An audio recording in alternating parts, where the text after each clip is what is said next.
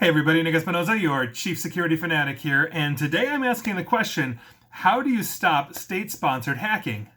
The answer is, you bruise their egos with a meme. Now, I thought this was ridiculous, hysterical, and actually a really smart move by the US government, and I thought this would be a great way to end the week because, quite frankly, it's been an interesting week. Now, this is coming from Cyberscoop. Now, obviously, there's little that Russian hackers hate more than being seen as soft. So, when US military hackers saw a way to publicly portray them as basically bumbling and unthreatening, they totally took that opportunity to do it. Now, it all began when Cyber Command, which is the U.S. Department of Defense's offensive cyber arm, started working with a graphics company to illustrate foreign government hackers. Now, the military realized that it could basically punch up reports that it releases on foreign hacking operations by adding illustrations, and then try to embarrass or infuriate the state-sponsored hackers along the way. And again, this is according to Cyberscoop, the U.S. officials talking to them. Now, in one case,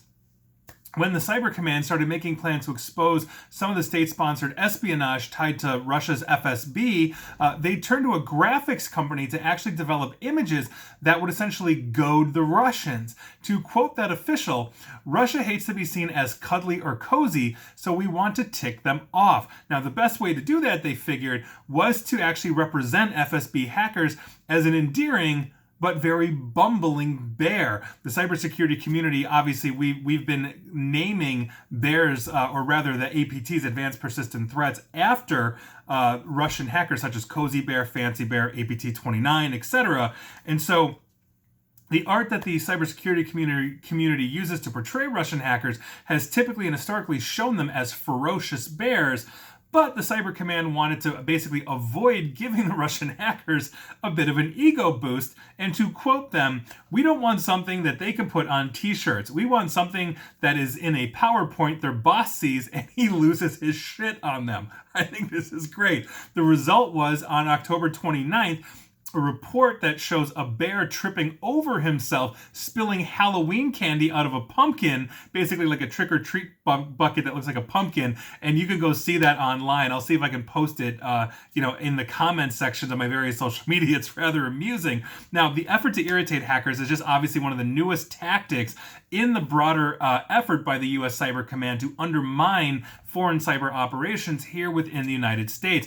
They've been publishing samples of malicious software used by foreign hackers in recent years as part of an initiative aimed at getting the cybersecurity community to protect against adversaries' malware, thereby making the hacking less effective. The program is also aimed at sending a warning shot to foreign attackers that the US government is actually aware and tracking them. Now, historically, this kind of taunting has been a way, and this is where it gets interesting, and I think really genius, it's been a way to boost morale here at home in the United States.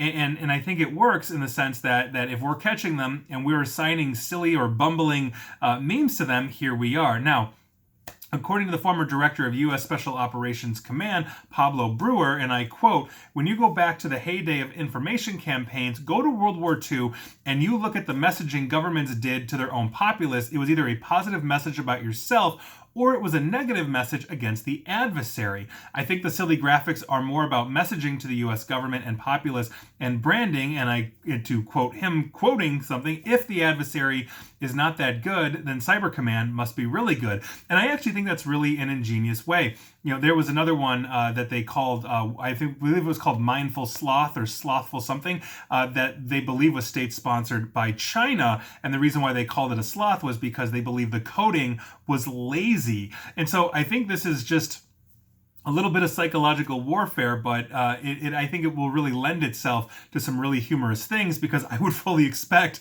the Russians then to release their own, maybe we're an eagle, which is our national symbol, the bald eagle, in some bumbling manner or something like that. But I think it's actually really interesting that they wouldn't want these guys putting it on their t-shirts saying, "Hey, I'm part of the FSB team that, hit the 2016 election," or whatever it is. So I thought that was a funny way to end on a Friday, and I'd love to hear your thoughts on this, because I think we're going to see this kind of psychological warfare, continue in probably any facet that it possibly can. So that is your news of the day. I'd love to hear your thoughts, and I hope everybody has a good weekend. And please like, share, follow me here on Facebook and Twitter at NickAESP, and please feel free to subscribe to me at YouTube as well. And as always, stay safe and stay online. Thanks, everyone.